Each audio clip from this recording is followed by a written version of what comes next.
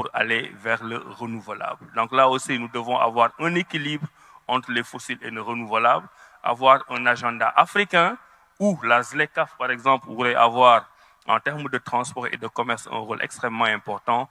Et c'est cela que nous appelons la solidarité des pays africains. Je vous remercie.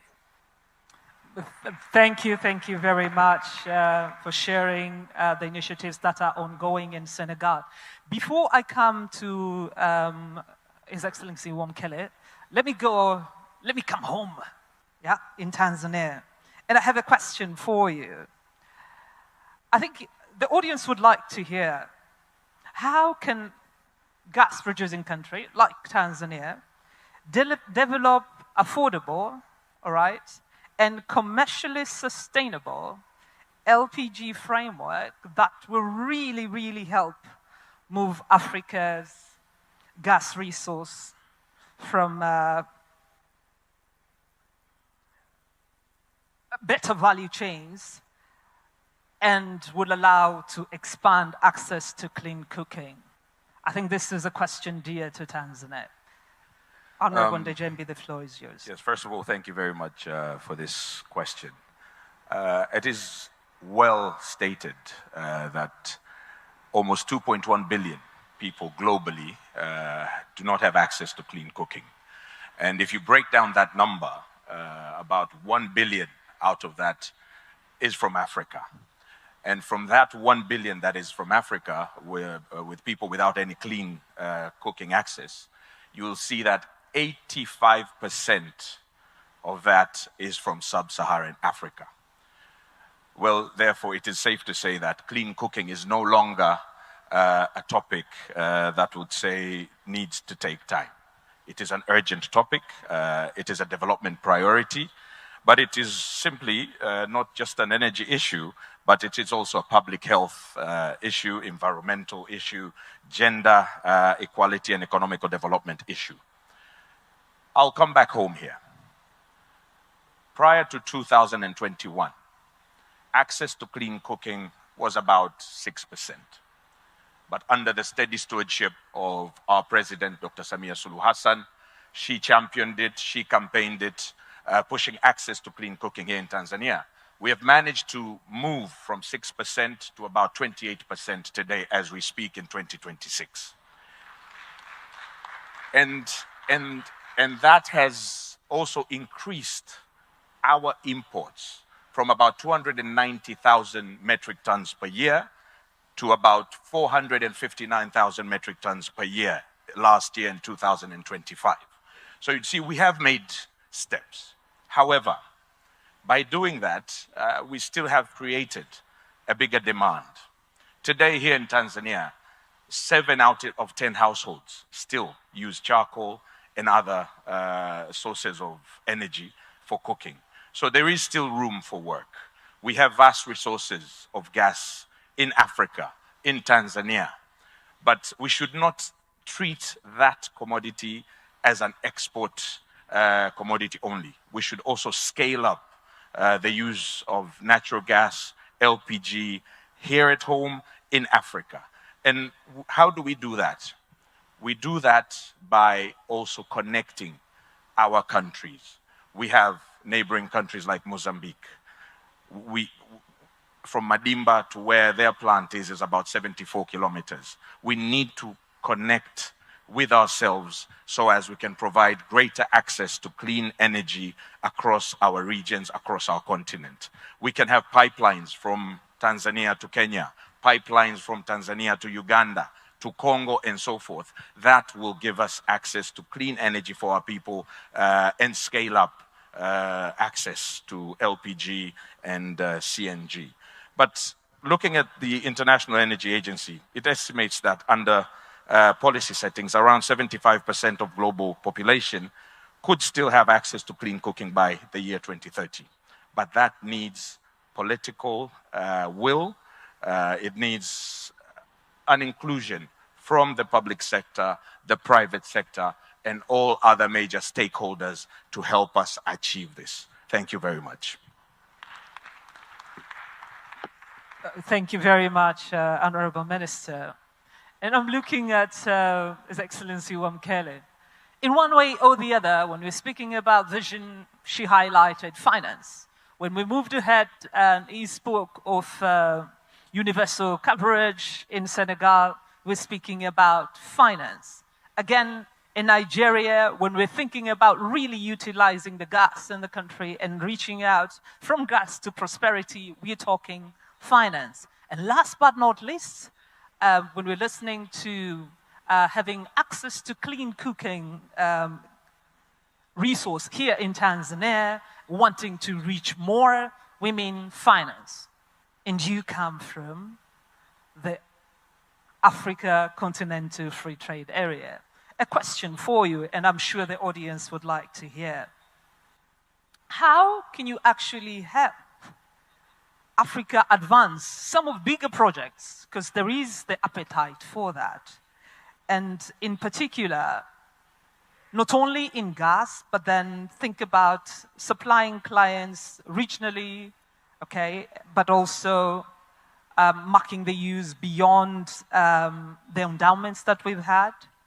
And also, importantly, have, like what we had from Nigeria, both energy security and also, like what we had from Tanzania, also contribute to cleaner cooking.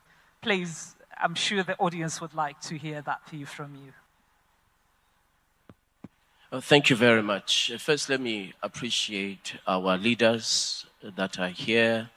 Mama, Her Excellency, President Samia Suluhu Hassan, Vice President Kindiki of Kenya, former President Kikwete, ministers. It is really a pleasure for me to be back in Dar es Salaam. The remarks that the president of the bank made and that the CEO made are absolutely relevant in terms of us having to mobilize our own capital.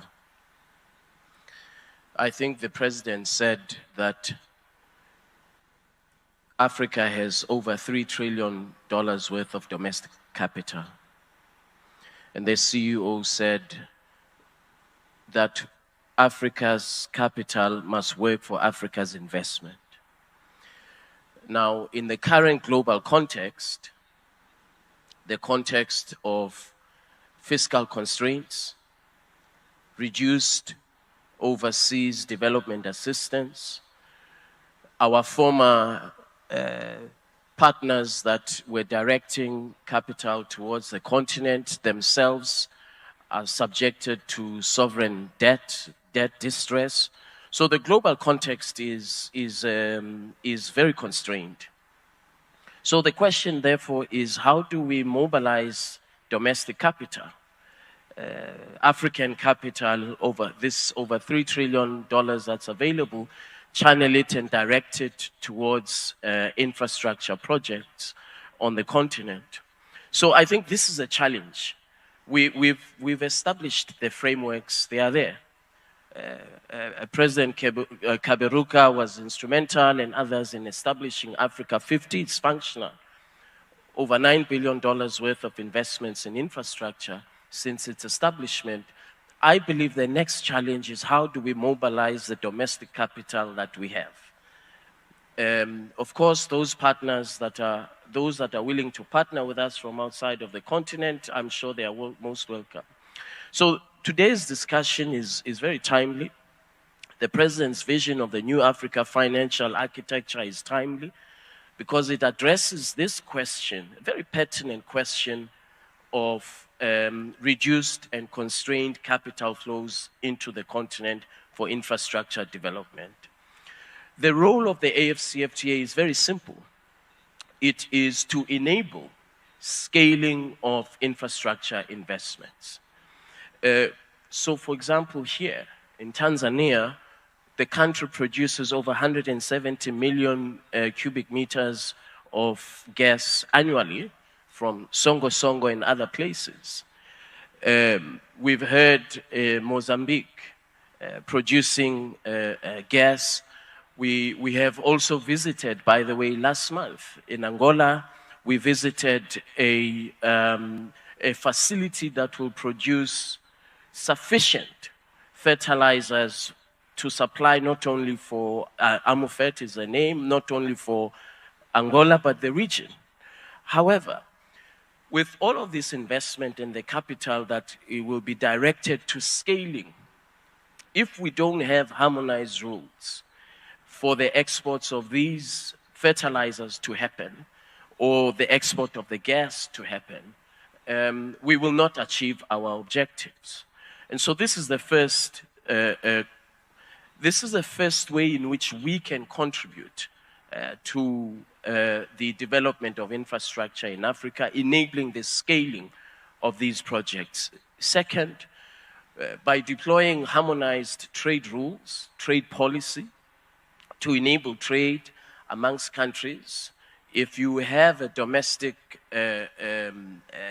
supply of energy and you are able to export, that will happen on the basis of the trade rules.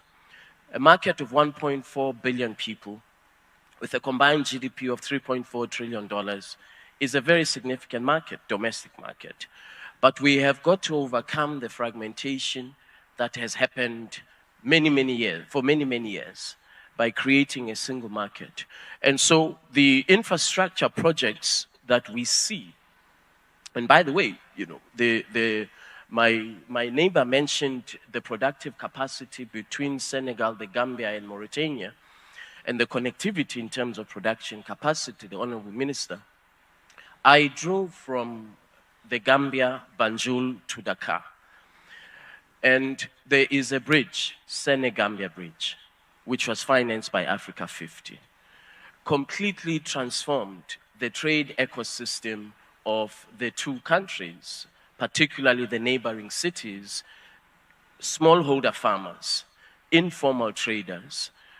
That infrastructure investment not only reduced the cost of trade, the cost of doing business, but it also addressed this issue of inclusivity, where we have now smallholder farmers that are active participants of driving the economic ecosystem of that region. So we have examples where infrastructure development does indeed have a direct impact on people's lives, including the matters that the Honorable Minister of Tanzania raised on clean cooking.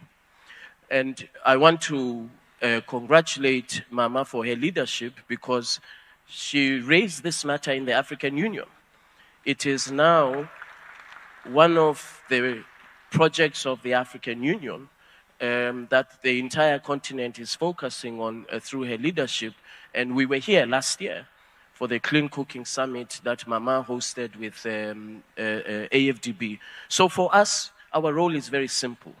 Deploy the trade rules to enable scaling of infrastructure investment, create the investor confidence by applying the rules, deploy the trade policy instruments to enable the investments and the production at domestic level to be exported outside of the country that has access capacity. Thank you very much. Please, a round of applause to Wamkele. Thank you, Your Excellency. Now, 1 minute or less, preferably. I would like to hear from this high-level panel, by 2030, it's not very far, but it would be good to let the audience know, what is that one measurable outcome that would really demonstrate that we do have a gas strategy and we will really deliver that? I know most of you touched on it in one way or the other. One sentence. If you have that one sentence, that would be good. If you don't, it's also okay. And I will start all the way from Nigeria, come to Tanzania, Senegal, and I will finish with Mozambique. Karim. Thank you very much once again, Your Excellency, distinguished ladies and gentlemen. It's fantastic. And from what my brother from Tanzania mentioned, LPG. In Nigeria, under the directive of Mr. President Bola Ahmed Tinubu, we are to move 5 million homes from utilization of charcoal and all those heavy emission sources to clean cooking by 2030. And we are on track on that. So currently, we are moving around from state to state to ensure we encourage the homes with every state 27,000 cylinders of LPG filled, and we have promised to do that for 6 times.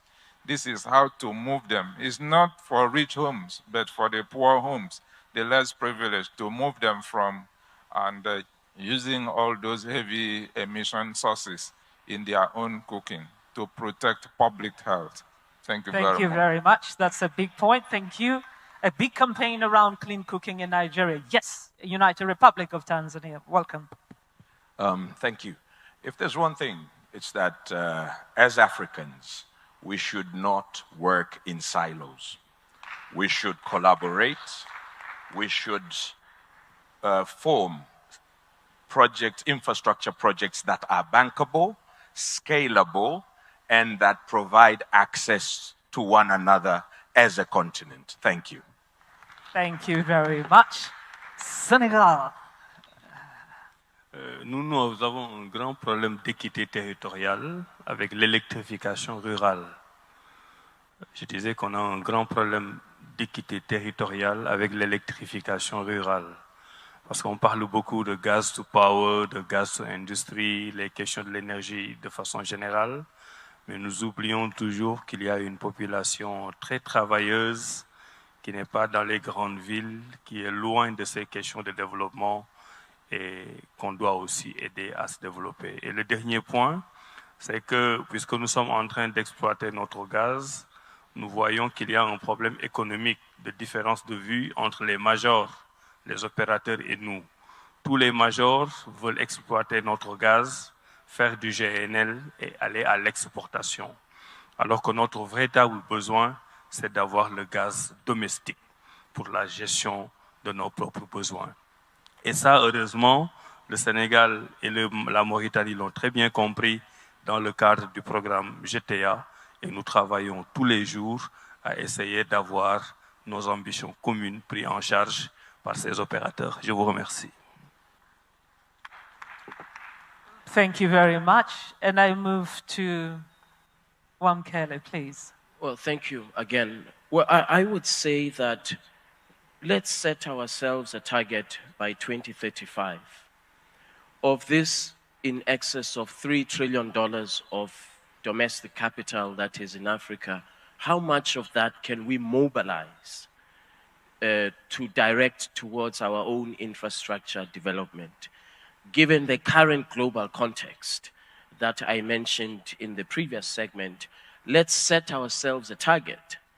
Development finance institutions, our commercial banks, the African Union, as well as governments, how much of that should we mobilize, unleash, and deploy towards scalable investment infrastructure projects that will be cross-border, whether it is trade corridors, ports that service more than one country, road networks that connect markets. I believe that it is achievable. Thank you.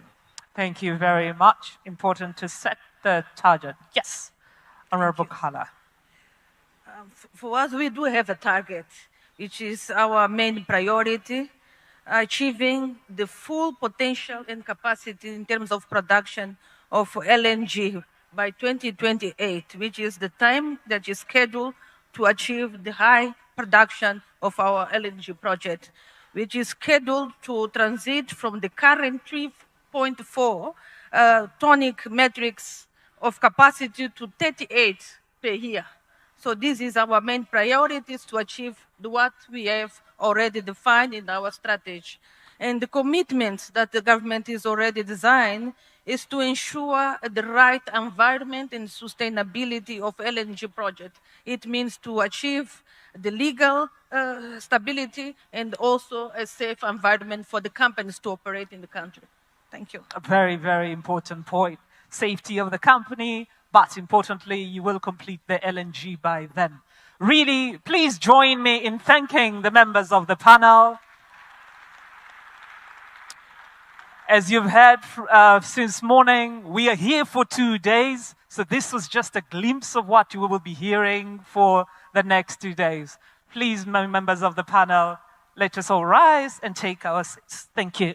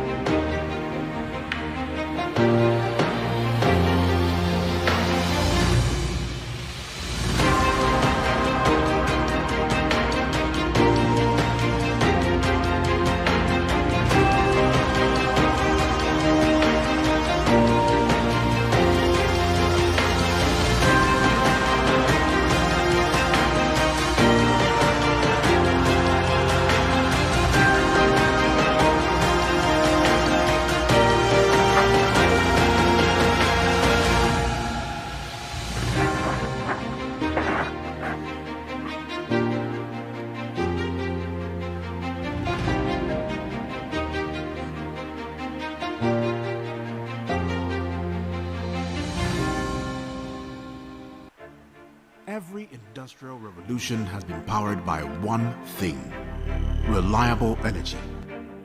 Around the world, natural gas has fueled industries, powered factories, and transformed economies. Today, Africa faces a dual energy challenge: closing the access gap and powering industrial growth. Africa has the resources to industrialize, but needs the energy infrastructure. More than 600 million people lack access to electricity, and nearly 1 billion lack clean cooking. Reliable, affordable energy is essential for farms, factories, mines, logistics hubs, data centers, and industrial corridors. Unlocking this potential requires the missing link: midstream infrastructure. Africa50 is building that bridge, developing, de-risking, and financing the pipelines, processing hubs, and storage networks that connect gas fields directly to domestic industry. This is how Africa moves beyond exporting raw materials. By expanding midstream capacity, we turn gas corridors into industrial hubs, creating jobs, boosting trade, and securing the continent's energy future. The bridge between gas resources and industrial growth requires the right partner. Africa50, your trusted partner in gas infrastructure.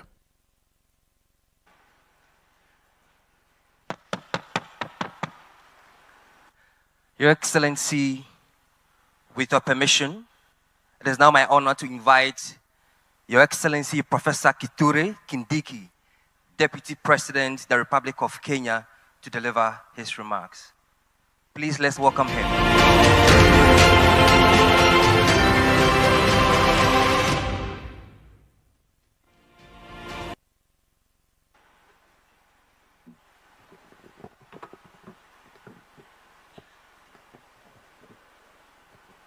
Thank you.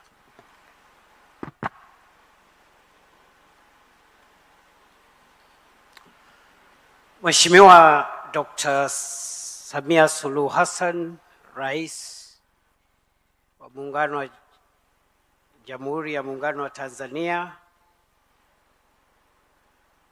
Excellencies President, Rais mstaafu Jakaya Kikwete,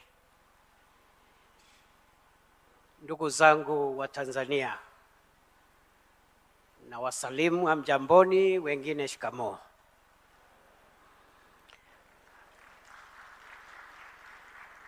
Madam President, I bring you greetings from your brother and counterpart, President William Ruto of Kenya, whom I'm representing here today.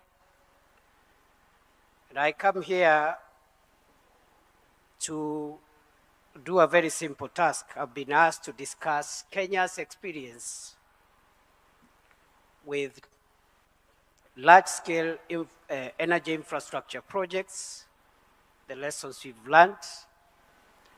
And I want to be as practical as I can because, as I have said again, mine is to give the perspective that perhaps we could share, even as I listen to the experiences of the other countries from what we've just listened this morning. Your Excellency, energy is key to our industrialization. Also, we need reliable, affordable energy, which is also accessible to as many of our citizens as possible. We therefore need a backbone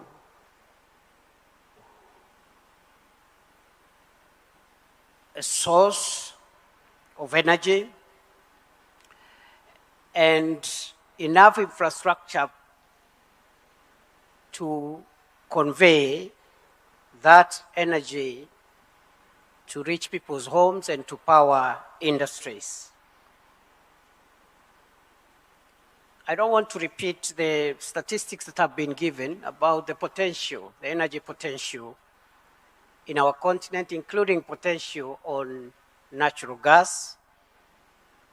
We have adequate, significant stocks of natural gas spread across our continent from Nigeria, Senegal, Algeria, Mozambique, Tanzania, and many more other countries, I believe.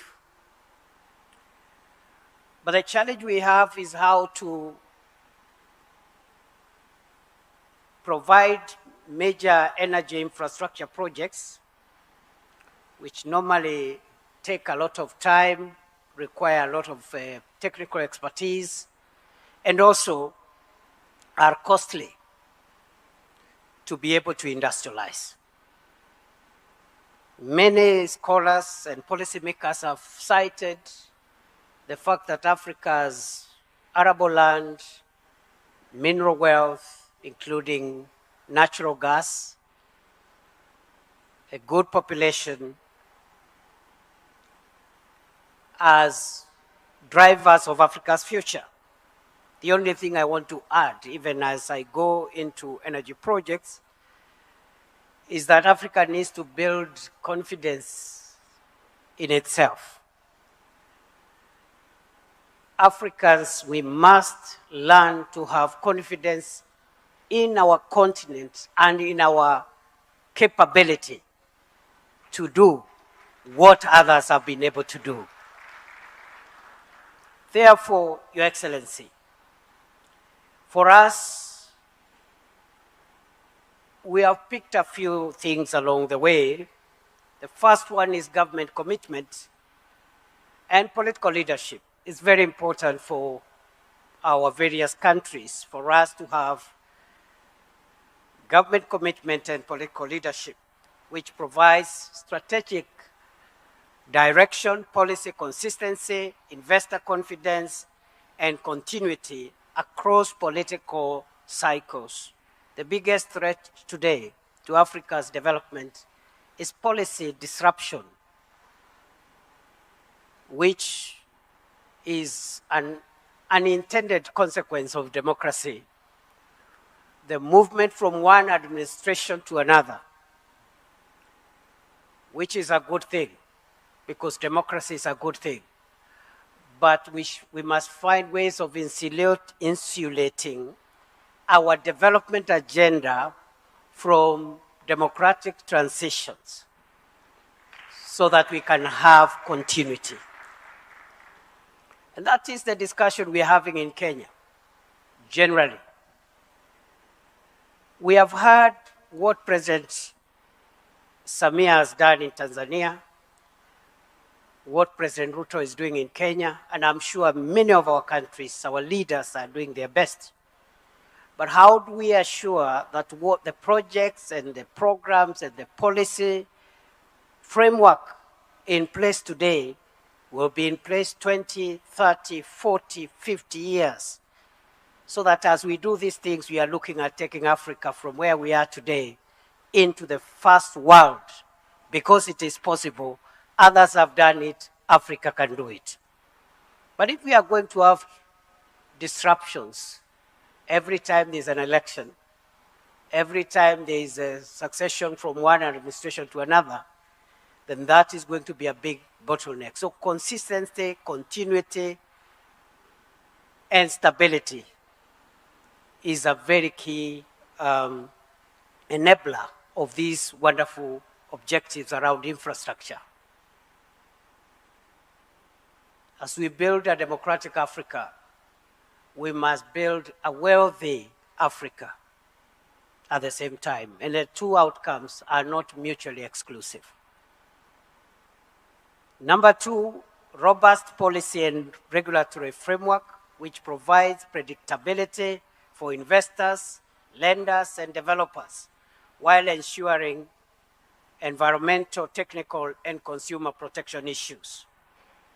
That is a big lesson that we need to carry along, even as we develop these big, transnational, and long-term infrastructure projects, including energy projects. Number three, we need to develop technical capacity at the local level in our countries. This will reduce dependence on foreign expertise. It will lower project costs and build long-term national ownership of our projects. Number four, we need long-term integrated planning. As I have said in my opening sentence, the need for long-term integrated planning is to ensure investments are aligned to future demand, resource availability, and least cost development pathways. The next lesson that we have picked, number 6, is the need for innovative financing and risk mitigation mechanisms. The case has been made for mobilizing domestic resources, both in our countries, but also regionally. And I'm glad to see the president of the ADB group here and all the other institutions that are underwriting Africa's future in the financial and resource space.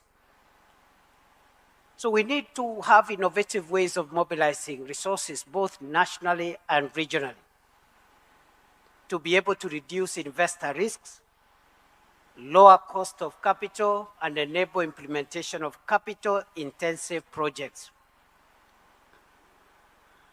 What we are doing in Kenya, we've just put in place the National Infrastructure Fund, where we are mobilizing resources from the stock market by selling off part of the stakes that government owns in government-owned entities, mobilizing and using that capital to crowd in private sector financing and bring on board financial institutions, pension funds, and everybody else, including the regional financial institutions, which are represented here today. So we must think innovatively on where to get money, because the traditional sources of capital and finance are changing for various reasons, which I don't want to delve into today.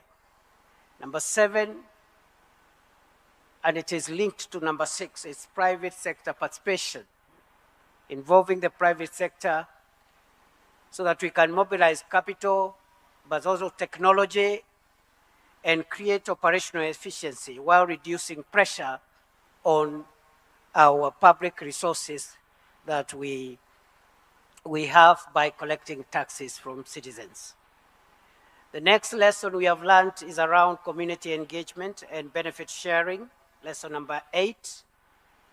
There is need to have the people of Africa move with us. It is not enough to build roads and railways and ports and harbors and gas pipelines. It's important for us to carry the people of Africa for whom we work to go with us and to reason and travel with us the journey. The need for community engagement and benefit sharing secures the social license to operate the projects that we want to do. It is our inability to manage the social, economic, environmental, and other issues around some of our projects. You end up with delays, you end up with court cases, litigation, conflicts, and this affects project sustainability. We have also learned about effective contract and project management to prevent cost overruns, delays, disputes, while at the same time ensuring quality project delivery. The next lesson, number 10, is environmental and social safeguards, I think which is already I've alluded to ensure sustainability and improve access to financing, as well as protecting communities and biological diversity. We have also learned about the power of regional trade and cross-border infrastructure, which has been alluded to by some of the previous speakers. And we need to organize ourselves. In this space around LNG, for example, the pipeline from Mozambique, Tanzania, I see no reason why it should not extend to Kenya, up the coast, and it can go to the other directions as well, so that we can share not only we can share in the economies of scale and be able to leverage on our various strengths. Your Excellency, therefore, the matter before us is how can Africa build energy infrastructure, including LNG infrastructure, at a scale and pace which is commensurate with our state of development today and where we want to go tomorrow. And therefore, we have a dual responsibility of making sure that we provide access to reliable, affordable energy, while at the same time having low emissions of, in terms of protection. It is therefore possible to utilize the significant resources that Africa has, including LNG resources, if we collaborate with one another. Just to give an example of the power evacuation program that we are running between Ethiopia, Kenya, and Tanzania, which has a capacity of evacuating 2,000 megawatts, but at the moment is evacuating 800 megawatts of power from Ethiopia, 700 megawatts into Kenya, 100 megawatts into Tanzania. And I think those are some of the areas which we need to work on and expand, because the capacity is there and the physical infrastructure is already in place.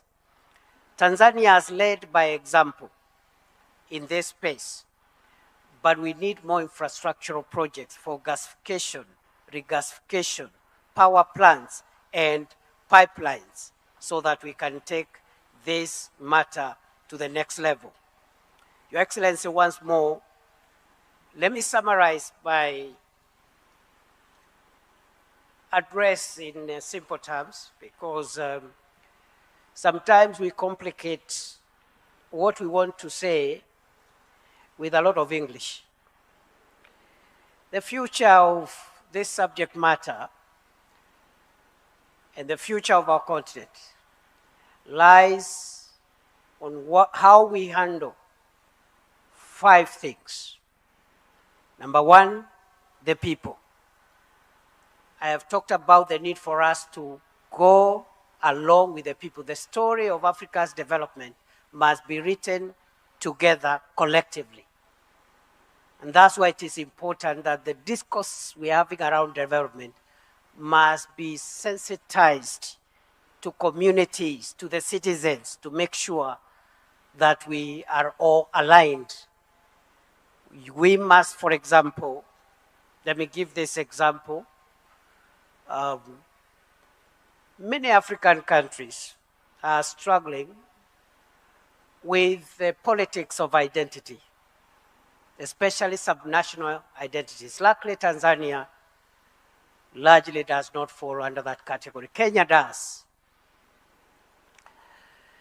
And if you look at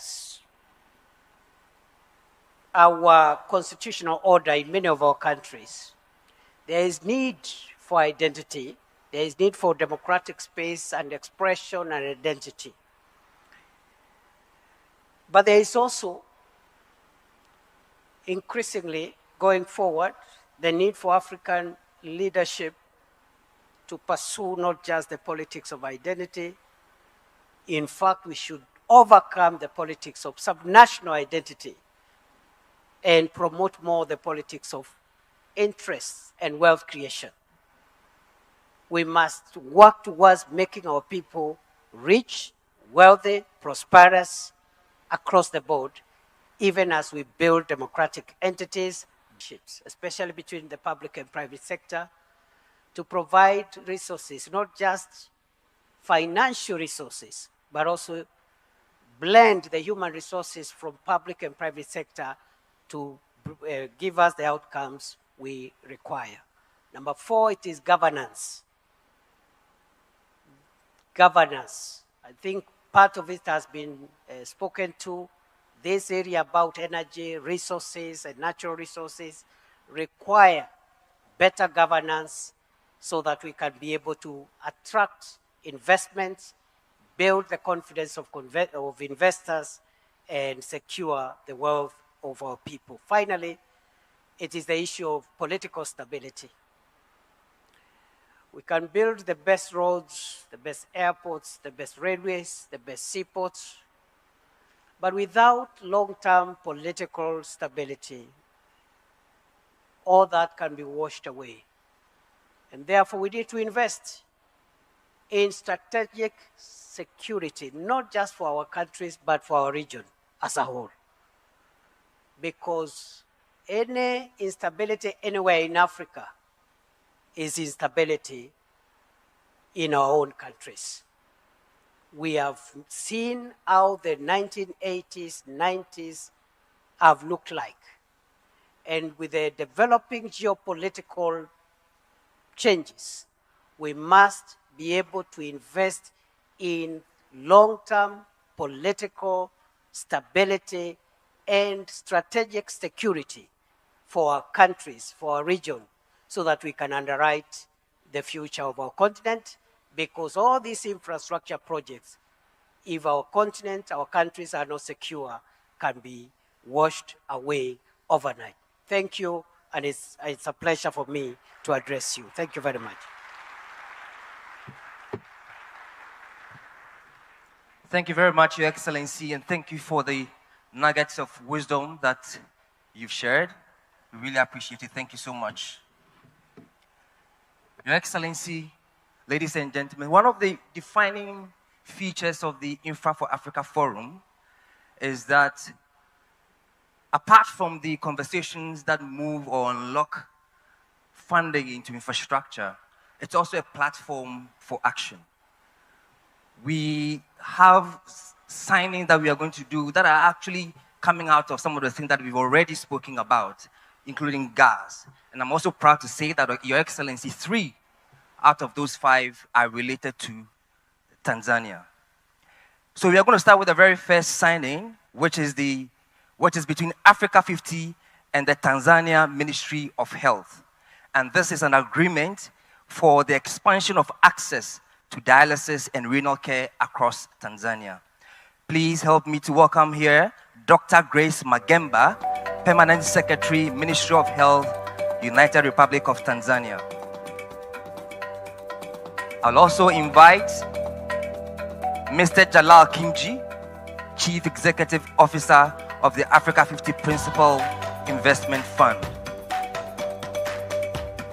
This is actually very important for Tanzania because it can help extend life-saving specialist care to more patients with kidney diseases, strengthen the capacity of the public health system, and also advance the country's commitment to universal health care coverage. Aja, my colleague, will help us to run through this.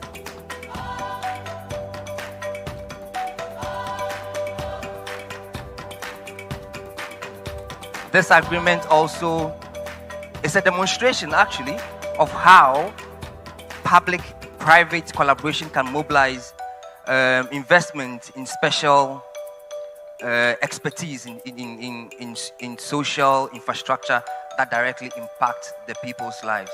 So this is very, very important.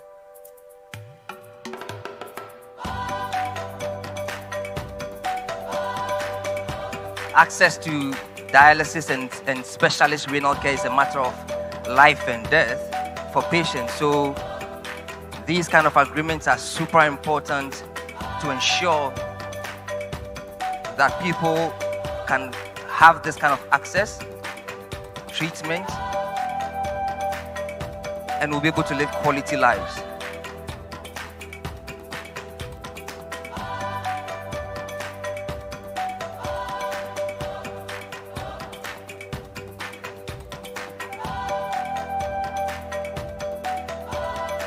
We'll now ask them to exchange.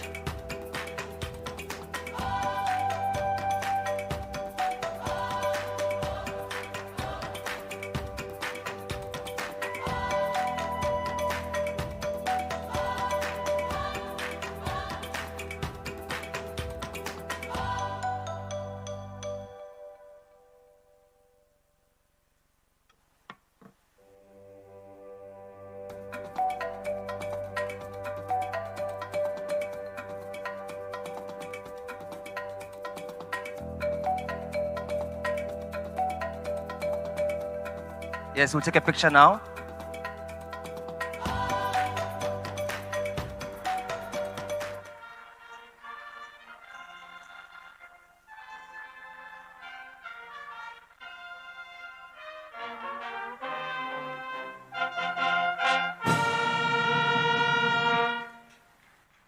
Thank you very much.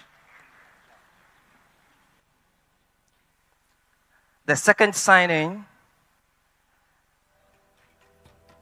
is an agreement between Africa50 and the Tanzania electricity supply company TANESCO.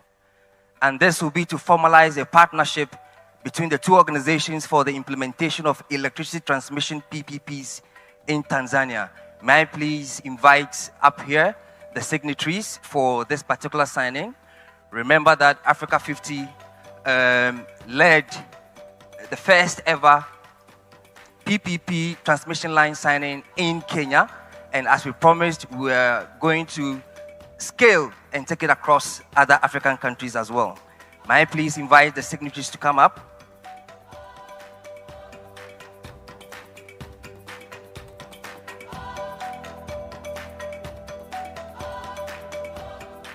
Moshood Abolade is the investment director for Africa50.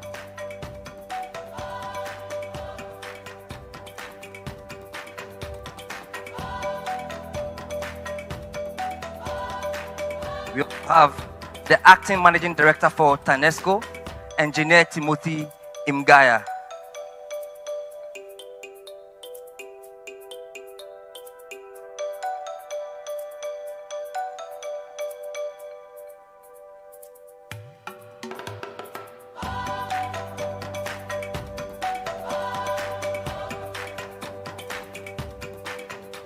Transmission lines often is a missing link. After generation, if we need power to power our industries, we need to now connect that power to where it's needed most. So this project is really, really important. And we are proud to say that now we're moving to Tanzania for this very, very important project after Kenya.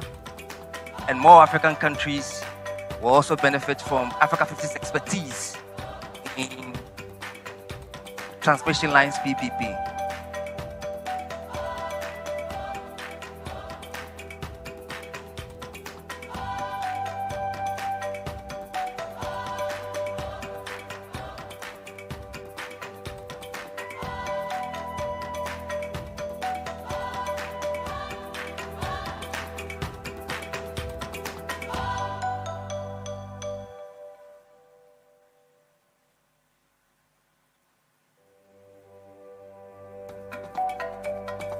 Thank you very much, Mr. Ngaya and Moshood. We'll now have them take their photos.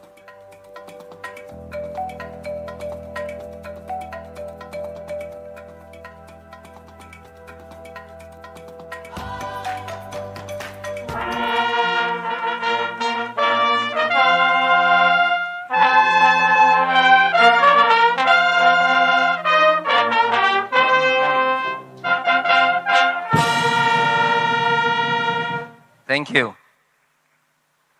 I'm pleased to say that the third one is also related to Tanzania, and this is the Tanzania LNG project signing. Today, Africa50, Tanzania Petroleum Development Corporation, and Taka Arabia are signing this agreement to develop a pilot project that will supply Tanzania's natural gas to industries across the country. You've heard a lot about gas today and how it's so important to unlock industrialization in Africa. So please, may I invite the signatories for this particular signing as well. Anas Fi from Africa50, Executive Director. May I also invite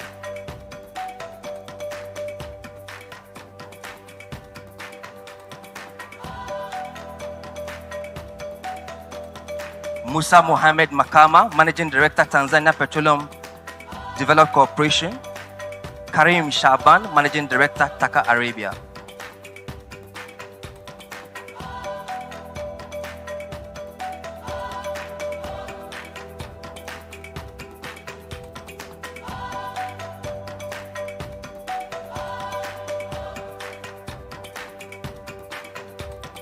Again, this project is very, very important because it's going to help Tanzania use more of its domestic gas power local industries, and then also strengthen energy security and reduce reliance on imported fuels.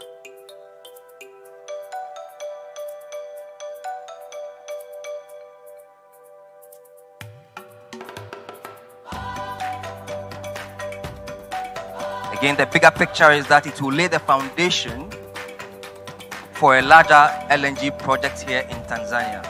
So this is very, very critical, and we are really pleased that we are collaborating with Tanzania, Taka Arabia to do this.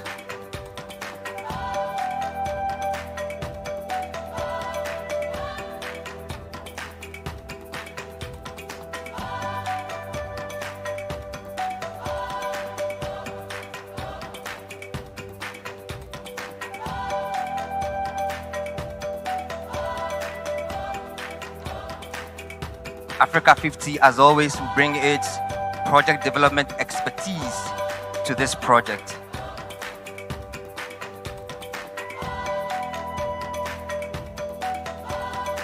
The good thing is that this is a model that can be expanded.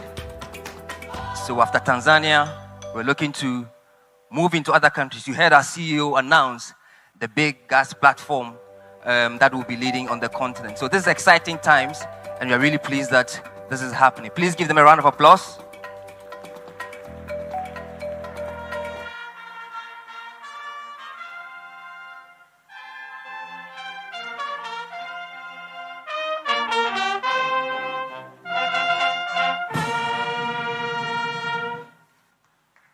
Thank you.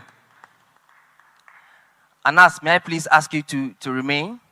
We are moving to the next signing, which is Africa50 Agia Project Development with Propaco and the Italian Climate Fund. May I invite Luca Quadrini, Head of Corporate and Export Finance at Casa Depositi e Prestiti. May I also invite Jean Guillaumet Duparé, Regional Director for East Africa for Propaco. These two organizations together are making a commitment of $50 million in new capital into the Africa50 Agia Project Development Fund. This is exciting times for all of those who are within this space. Agia PD is deploying, so you might as well line up, understand what we're doing, and position to help with the development of strategic green projects on the continent. So the Italian Climate Fund is committing $40 million US, and Propaco is committing $10 million, so a total of $50 million. Remember that last year, AGIA reached financial close of almost $120 million. So this is a huge development, and this is also a win-win for the continent. The AGIA PD Fund is Africa's largest fund focused on green infrastructure development here in Africa.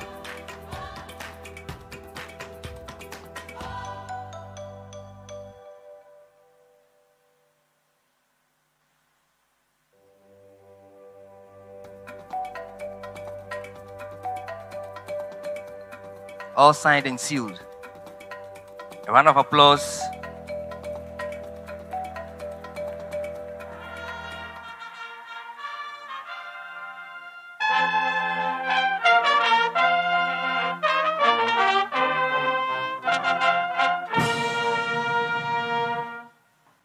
Thank you very much.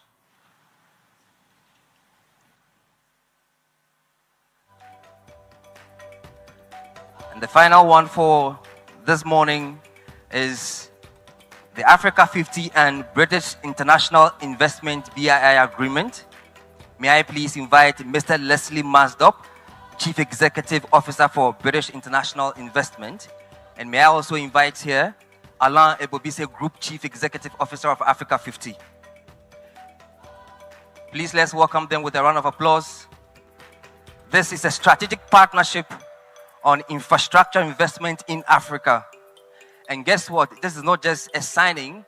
We've already made big strides. BII has already made big strides. They are already committing $20 million to the Africa50 Infrastructure Acceleration Fund. So that agreement that they are signing, they've already started working on this.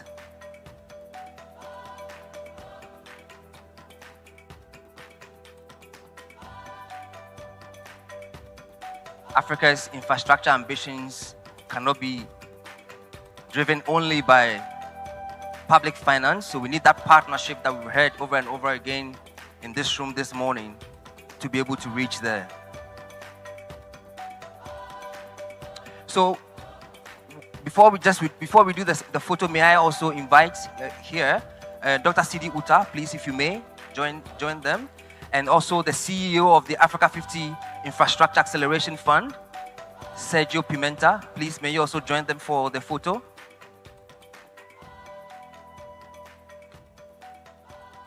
Sergio is leading our Africa50 Infrastructure Acceleration Fund. So that $20 million,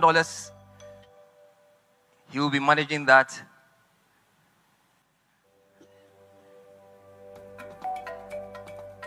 Thank you very much.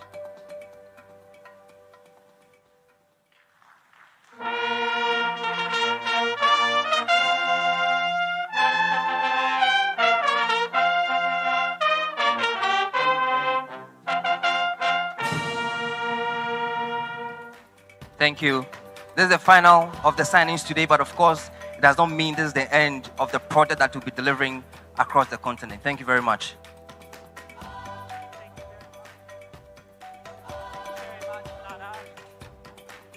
Thank you very much, Nana. Please, a round of applause for witnessing the agreements. Your Excellency, we've gathered here today, and many thanks to our sponsors. We acknowledge the support we received from Stanbic Bank. Thank you. We acknowledge the support received from Mohammed Enterprises Tanzania Limited. We acknowledge support from TPA. We also acknowledge support from TPDC. We also acknowledge support from PSSF, Yas Tanzania, Azam Media Group, and Mwananchi Communication. Before I welcome the next speaker, allow me to let the audience know, after our program, we've heard so many times Dr. Kaberuka being mentioned. He will have a fireside chat. Please don't plan to miss. And before that, you will also hear a showcase of investment in Tanzania. May I now, Your Excellency, allow me to welcome the President of the African Development Bank and Chairman of the Africa50 Board, Dr. Sidi Odita, to give words of appreciation and also to welcome you to address this audience. Karibu sana, Dr. Sidi. Please, a round of applause to him. Thank you very much. Allow me really to express our gratitude to Her Excellency Dr.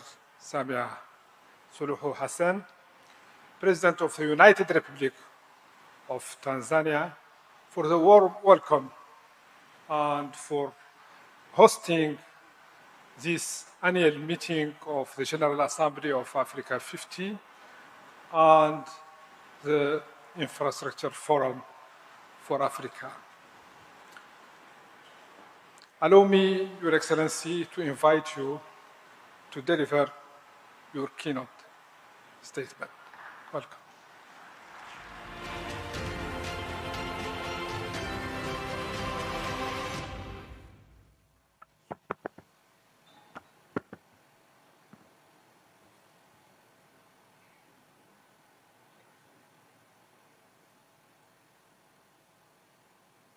Please be seated.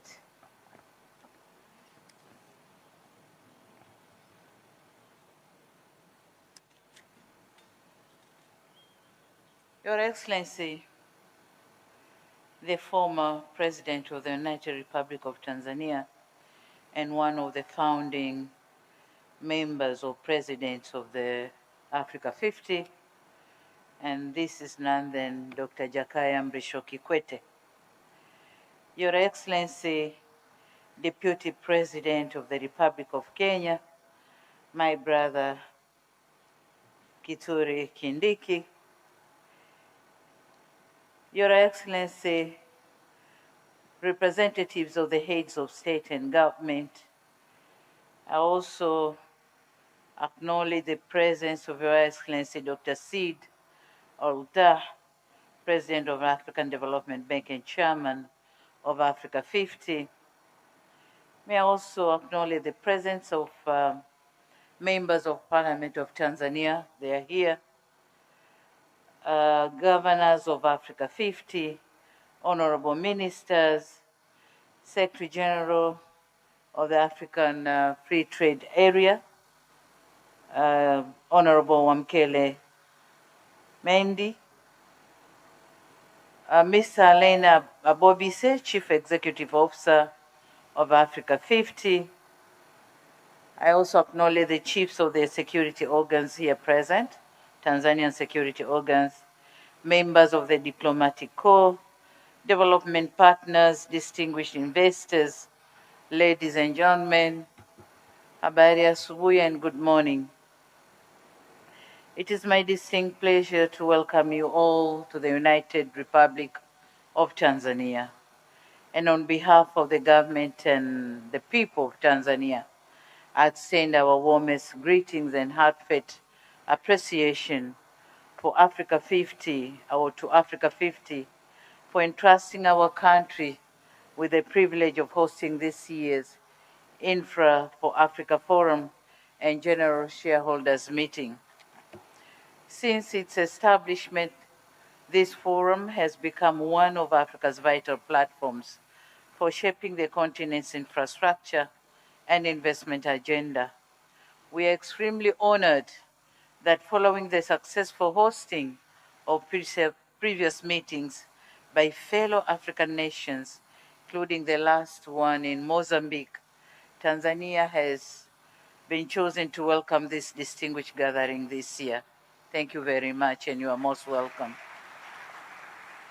And this reflects growing confidence in Tanzania's economic transformation investment potential and a strategic role as a gateway connecting Africa's markets. More importantly, it reaffirms our shared conviction that Africa's future is best driven by African leadership, African capital, and African partnership. Before I proceed, allow me to thank the previous speakers and my dear brother Kindiki and the panelists for informative dialogue throughout from East Africa to West Africa that indicates gaps we have and opportunities for investments we have in our continent. Excellencies, distinguished participants, the theme of this year's forum that says a decade of impact from vision to delivery is both timely and benefiting. Clearly, Africa has never lacked visions. Through the Agenda 2063, the African Continent Free Trade Area, and our national development plans, we have set ambitious goals for socio-economic transformation of our societies. Our priority now has pivoted towards delivery, and I insist, delivery. It goes without saying that our people measure progress not by the declaration we make, but by the visible outcomes, such as roads, reliable energy, efficient ports and railways, digital connectivity, and infrastructure that creates jobs, attracts investment, and improves lives. That's why this forum matters. It is indeed bringing together leaders, investors, financiers, and development partners with a common purpose. The purpose is to transform ideas into bankable projects, partnerships into investments, and Africa's immense potential into lasting prosperity for our people. We meet at the time of heightened global uncertainties, marked by geopolitical tensions, conflicts, climate change, supply chain disruptions, and financial pressures. Although many of the challenges originated beyond Africa, their impact sends ripple effects across our continent. These realities reinforce the need for Africa to build resilience and self-sustaining economies by adding value to our resources, strengthening regional value chains, expanding intra-African trade, and mobilizing domestic capital for our own development. At the heart of this transformation is infrastructure. Our roads, ports, railways, energy systems, and digital networks must drive growth, withstand future shocks, and enhance Africa's competitiveness.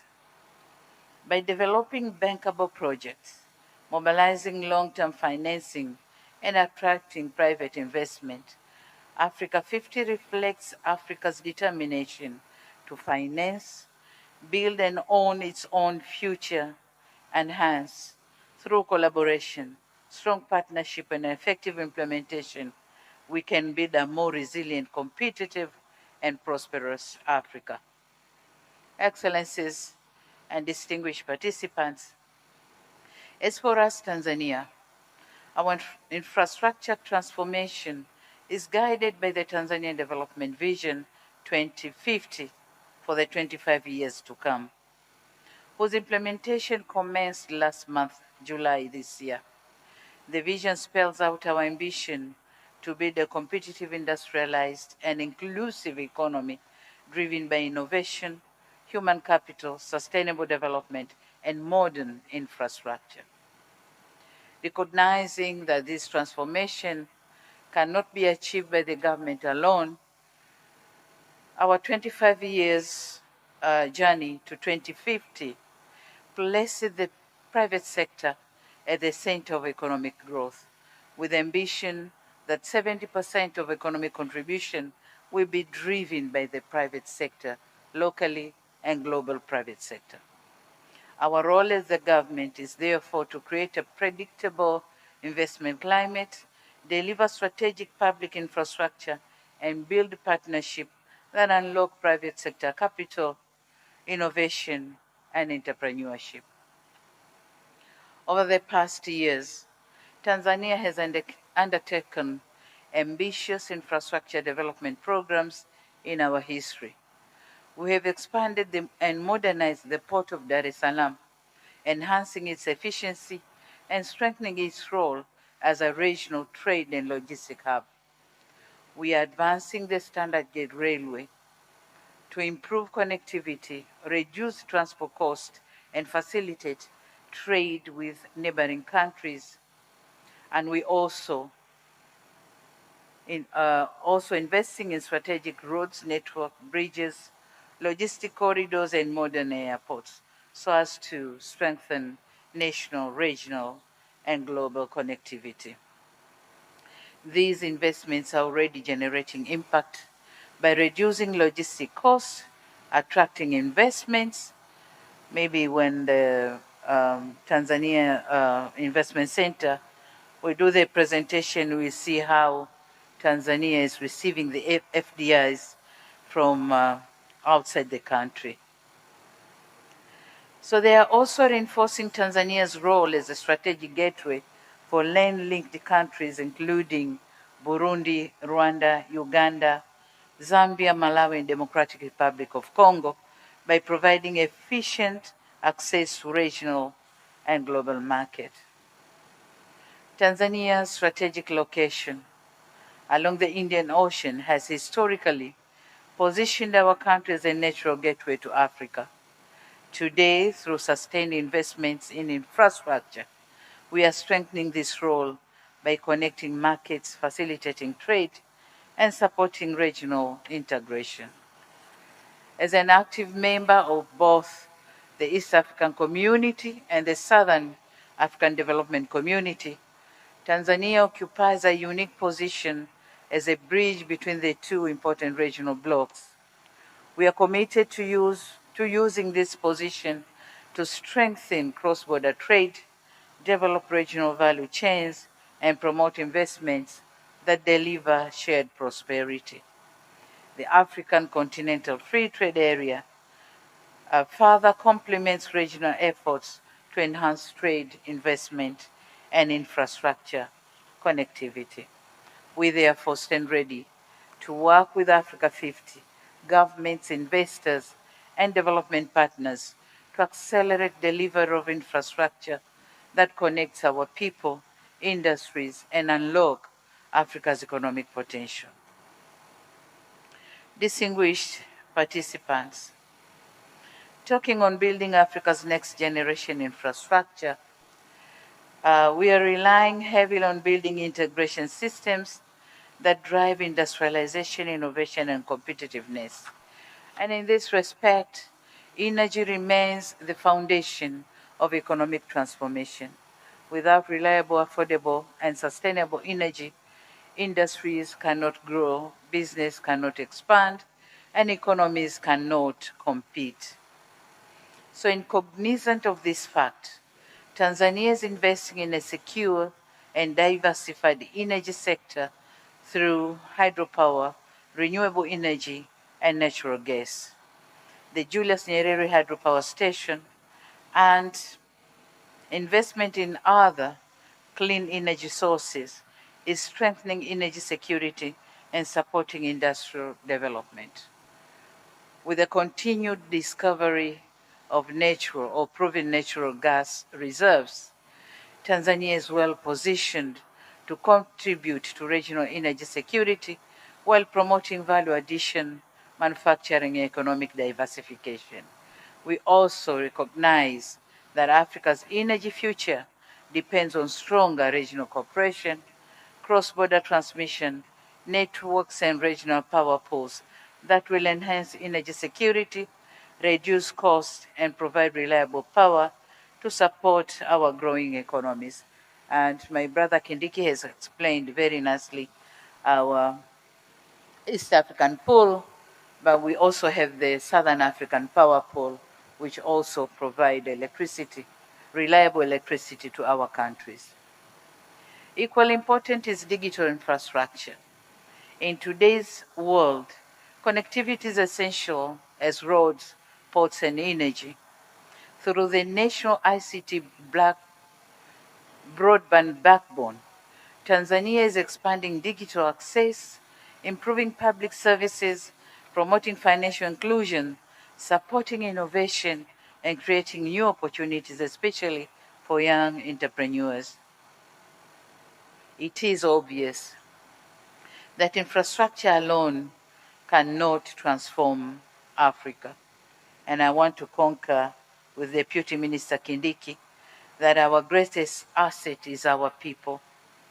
By investing in education, technical skills, and digital capabilities, can empower our youthful population to become innovators, creators, and drivers of African transformation.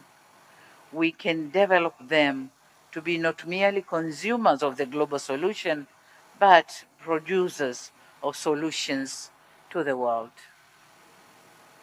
Regarding mobilizing investment for Africa's infrastructure future, as it was narrated earlier by the previous speakers, that Africa financial muscles for investment remains one of the greatest barriers to economic transformation, but it is also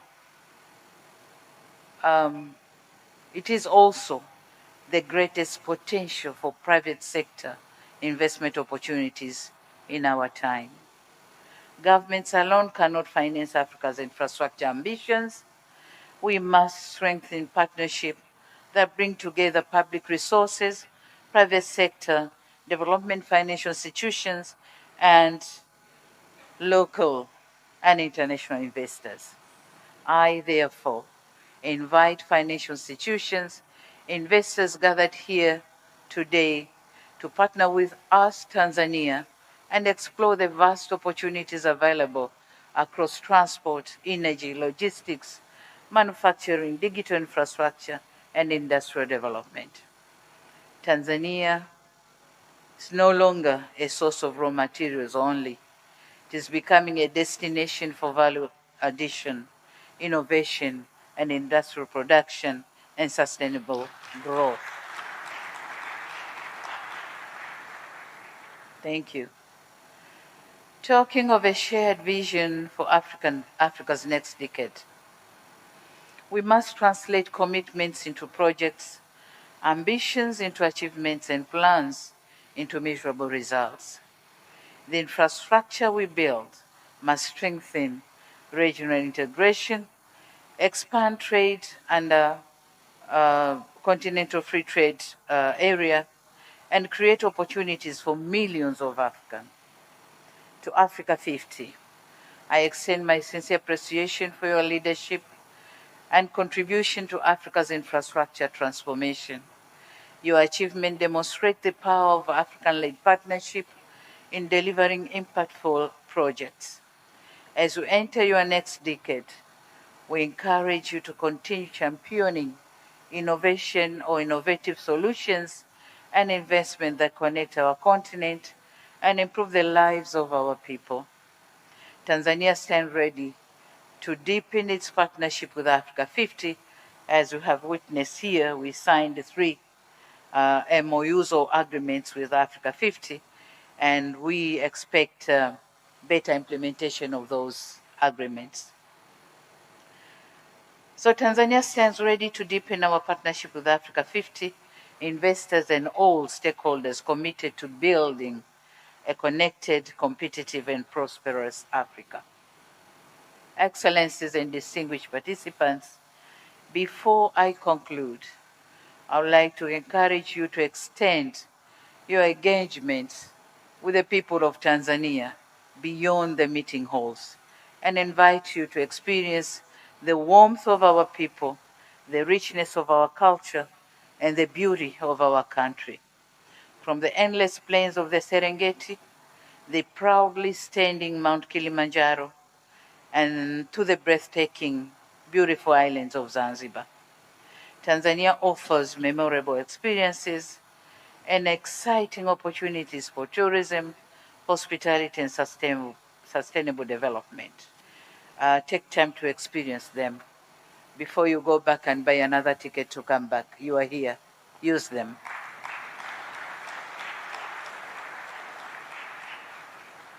I also wish to share our pride in hosting, together with our neighbors, Kenya and Uganda, the historic Total Energies CAF African Cup of Nations AFCON Pamoja 2027, the first ever AFCON tournament to be hosted in East Africa, and the first in the history of the competition to be jointly hosted by 3 countries. This milestone reflects not only our shared passion for sports, but also Africa's growing confidence and ability to deliver world-class events while strengthening regional cooperation and investments in sports. As Africans, when we work together, there's no limit to what we can achieve. With these remarks, it is now my honor and privilege to declare the 2026 Infra for Africa Forum and Africa50 General Stakeholders Meeting officially open, and I wish you fruitful deliberations.